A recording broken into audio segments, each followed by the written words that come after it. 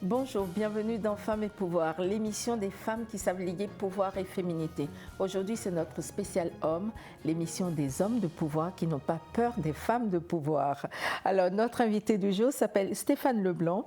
Il est le PDG du Centre international du leadership conscient. Stéphane Leblanc, bonjour. Bonjour. Merci d'avoir accepté notre invitation. C'est un grand plaisir. Qu'est-ce que c'est le leadership conscient? C'est une belle question parce que les gens me disent pourquoi parler de conscience dans le leadership? Est-ce qu'il ne devrait pas toujours être conscient? Tout à fait. Malheureusement, on vit dans une société où c'est plutôt un leadership inconscient. Donc, un leadership conscient, c'est un leadership qui prend soin des besoins de toutes les parties prenantes, les employés, la communauté, les clients, l'environnement, autant que les besoins de l'entreprise qui sont de faire des profits. La majorité de notre société focus principalement sur la performance et les profits à tout prix. On a plein d'exemples dans la société. Donc moi, j'ai eu une inspiration profonde il y a 3 ans de créer un centre pour enseigner aux leaders, créer des espaces pour qu'ils puissent se transformer, pour essayer de créer une société où tout le monde va pouvoir y trouver son parti pris. Donc ça va même au-delà de l'inclusion. Oui. C'est vraiment, non seulement il y a l'inclusion, mais en plus de ça, il y a la démarche consciente de faire la place de toutes les parties prenantes de la société. Oui. Et moi, j'ai 2 adolescents, 16 et 18. Quand je les regarde dans les yeux, j'ai beaucoup de préoccupations par rapport au futur de la société, que ce soit au niveau de l'environnement. Ça pourrait être la première génération qui ne fait pas mieux que leurs parents. La plupart de nous, on a mieux fait que nos parents.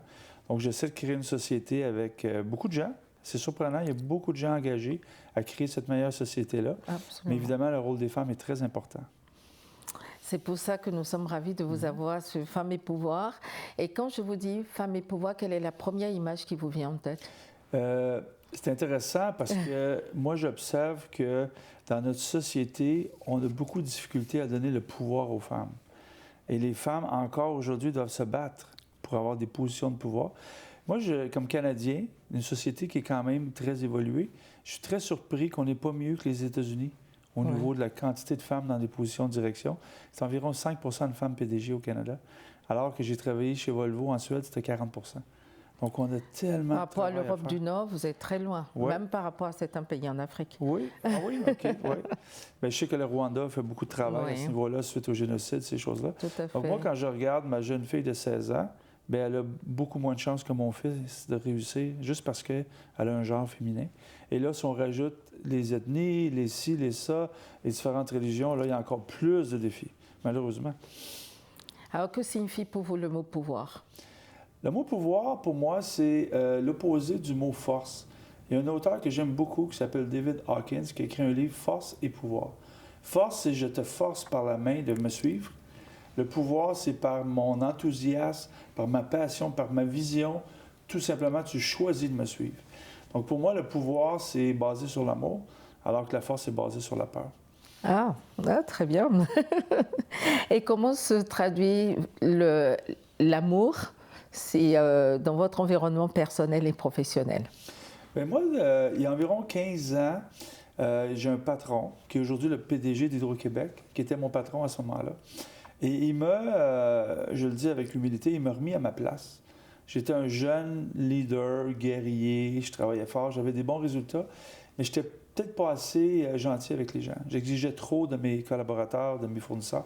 Pas assez d'empathie. Oui, et j'aimerais ça, il m'a dit, j'aimerais ça que tu transformes ça. Et ça a été un défi pour moi parce que je ne savais pas quoi faire. Mais quand on cherche, on trouve. Et là, j'ai découvert une nouvelle forme de leadership que j'ai appelée à ce moment-là le leadership de la transformation. Et pour transformer les organisations, il faut se transformer soi-même. Donc, pour moi, un leadership conscient, c'est basé sur l'amour.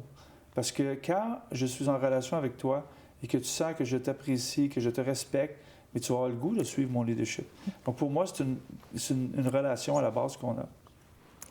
Est-ce que vous avez identifié une différence dans l'exercice du pouvoir selon si on est un homme, une femme? J'imagine que oui, parce que ça a toute la base aussi de votre approche transformatrice, elle va dans ce sens-là. Mais qu'est-ce que vous avez identifié de particulier des deux côtés? Il y a une différence phénoménale. Oui, parce que c'est basé sur notre système d'éducation, et pas juste à l'école, notre système d'éducation des parents. C'est qu'un garçon, encore, du coup, dans la génération où j'ai grandi, n'a pas le droit de démontrer des émotions. typiquement, c'est les résultats à court terme, le guerrier, on atteint les résultats à tout prix, on se sacrifie pour la cause.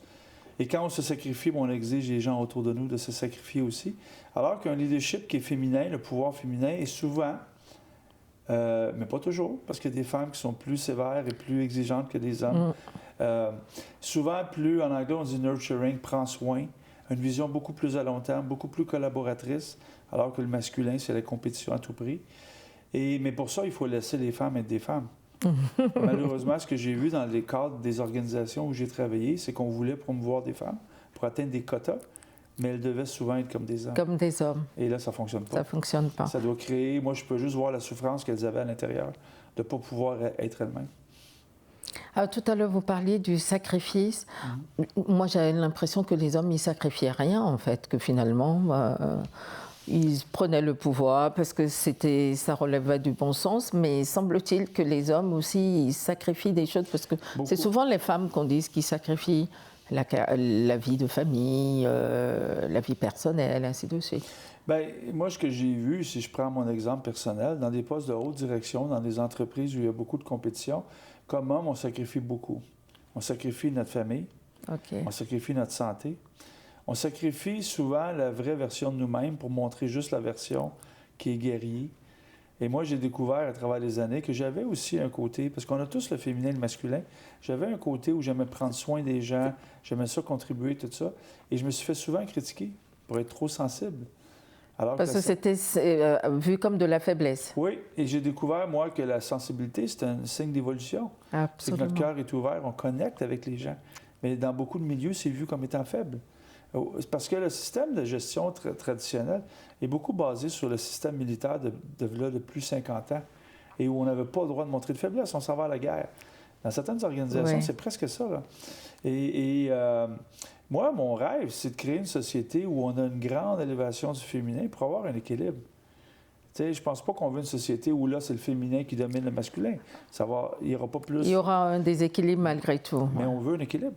Et si on a un équilibre, on risque d'avoir une société où on va tous se retrouver avec plus de paix d'esprit, plus de bien-être, tout en ayant la performance.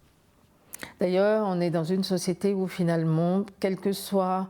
Comme il y a ce déséquilibre-là, chacun se cherche et en quête de sa réelle identité, on dirait. Oui, il y a une grande quête de sens. Moi, je coach beaucoup de gens. Il y a beaucoup de gens, fin de la trentaine, début quarantaine.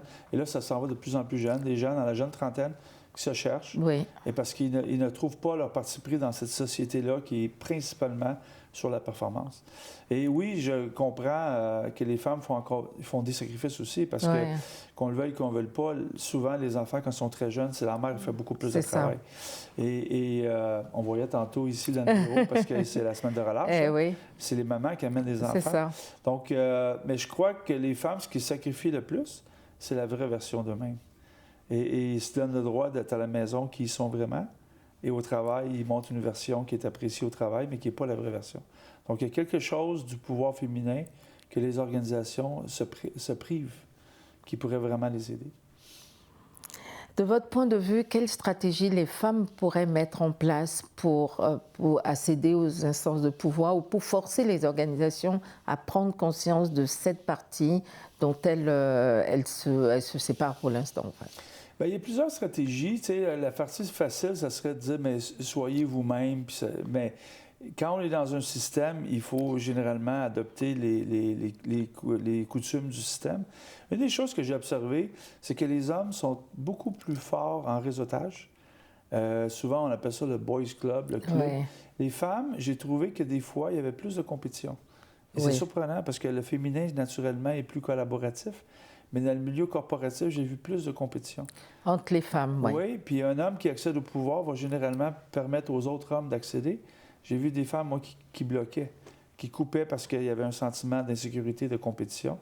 Donc, je pense que les femmes doivent plus se tenir. Et les femmes doivent aussi peut-être inviter les hommes à collaborer dans l'élévation du féminin.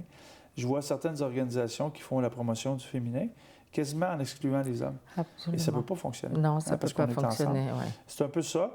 Et j'encouragerais aussi les femmes. Moi, j'ai coaché beaucoup de femmes, j'ai promu beaucoup de femmes. Et souvent, elles disent « Ah, je ne suis pas prête. J'aimerais dans 2 ans. » Donc, peut-être l'habileté de prendre plus de risques. Je ne généralise pas, Mais alors que les gars vont dire, oui, je suis prête, alors qu'ils ne sont pas prêts du tout. Ils ne sont pas prêts du tout. Donc, cette habileté-là de prendre des risques. Et on le voit dans l'entrepreneuriat. Souvent, les femmes sont plus conservatrices, demandent moins de prêts. Donc, ils limitent leur propre croissance avec ce conservatisme-là. Donc, je dirais que c'est un peu ça, là. Et comment est-ce que les hommes pourraient nous aider à dépasser ça ou à traverser ça? Mais moi, je pense que les hommes doivent découvrir que le féminin est présent chez les femmes, mais aussi dans les hommes. On a une énergie, chacun de nous, on est né avec les deux énergies. Malheureusement, notre société nous a enseigné à brimer un côté de notre énergie. Donc, il y a beaucoup d'hommes qui souffrent de ne pas pouvoir démontrer leurs émotions, leur tristesse, etc. C'est pour ça que 80 des suicides, c'est des hommes. C'est une cause qui me tient particulièrement à cœur. Okay. Et je crois que les hommes doivent découvrir la puissance du pouvoir féminin. Moi, je suis un grand promoteur du leadership féminin parce que c'est comme ça qu'on va créer la société dans laquelle je veux vivre. Moi, la société qu'on vit actuellement, où c'est simplement la performance à tout prix, je ne veux plus vivre dans une société comme ça. Ça crée tellement de souffrance. Et on l'a vu avec certaines entreprises qui font des compromis sur la qualité de vie ou la santé de leurs clients pour faire des profits. La femme, elle crée la vie. Hein? Donc, la femme a tendance à protéger la vie. Donc, c'est pas pour rien que la plupart des mouvements environnementaux sont dirigés par des femmes. Même les personnes qui marchent dans les rues, les marches de jeunes, c'est principalement organisé par des jeunes femmes. Ouais. Donc, je pense que les hommes, il faut réaliser, tout le monde, qu'on a besoin de l'élévation du féminin pour créer une meilleure société. Et on a des centaines d'années là, de penser à contredire. Ça fait des centaines d'années que le masculin abaisse le féminin. On a du travail. Oui. Je sens qu'il y a un grand engouement. De plus en plus, là, oui, c'est vrai. C'est en train de s'élever. Très bien. On va marquer une petite pause et on revient dans quelques instants.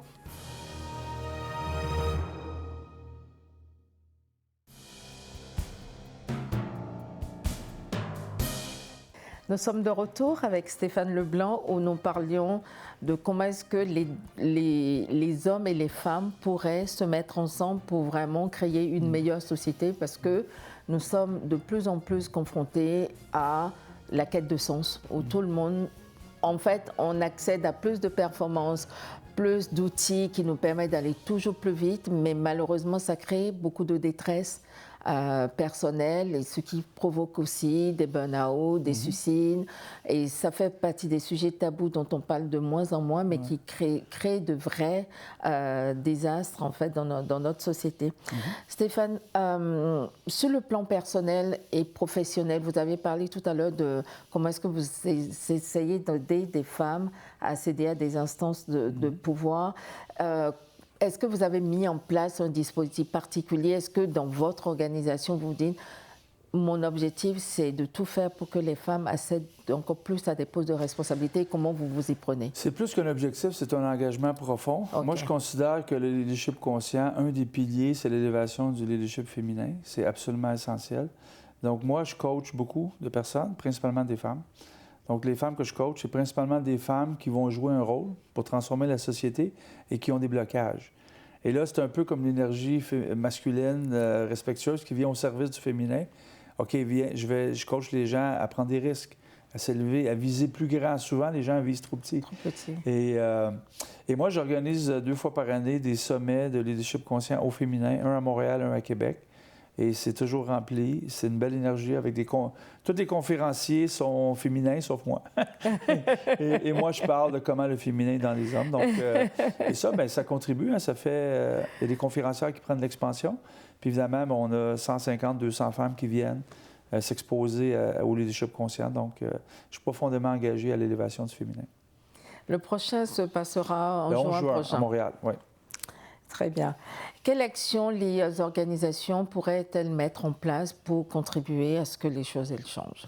Bien, moi, j'ai un parti pris pour le leadership conscient. On sait qu'il y a beaucoup de programmes qui existent à Montréal que les organisations utilisent pour monter le féminin, leur apprendre à avoir plus d'ambition, faire un plan de carrière, négociation.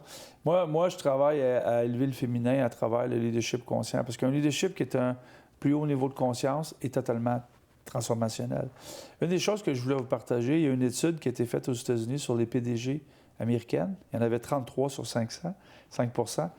Ces femmes-là, pour accéder au poste, ils ont dû faire exactement ce que les hommes ont fait. Ils ont dû avoir des postes de direction qui leur permettaient de contribuer au profit, etc.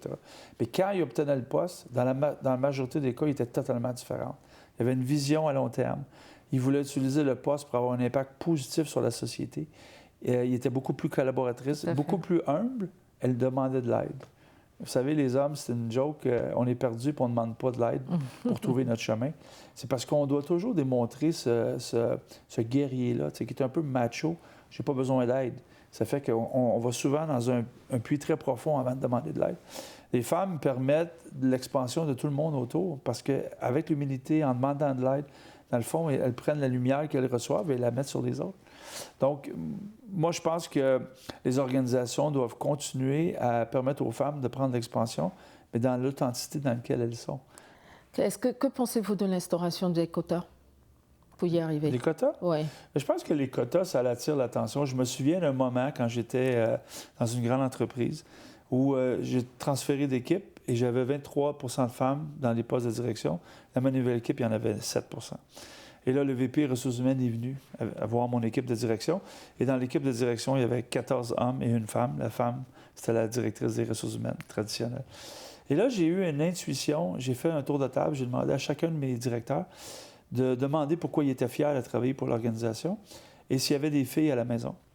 Et qu'est-ce qu'ils pensaient que leurs filles, s'ils venaient travailler, avaient seulement 7 % de chance. Et je vous dis qu'en 6 mois après, on avait 20 %. Ah, bravo. Parce qu'on est allé dans les émotions. Oui. Parce qu'il n'y a pas un père de famille qui veut limiter les chances de sa fille. Il faut rendre ça très personnel. Oui. Donc, moi, je pense que les quotas nous aident à avoir un focus. Et souvent, les gens disaient, bien, on ne voit pas les candidates potentielles. Mais là, tout à coup, ils les voyaient. Parce qu'il y avait un quota. Mais il ne faut pas se cacher derrière les quotas non plus, dire juste, on a un quota, mais les femmes, on leur demande d'être des hommes non plus. Il faut leur laisser être dans leur authenticité aussi. Fait que moi, je suis absolument d'accord.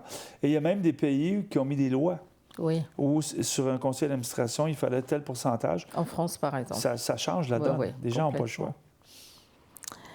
Quelle est la réflexion la plus sexiste que vous ayez entendue et comment vous avez réagi?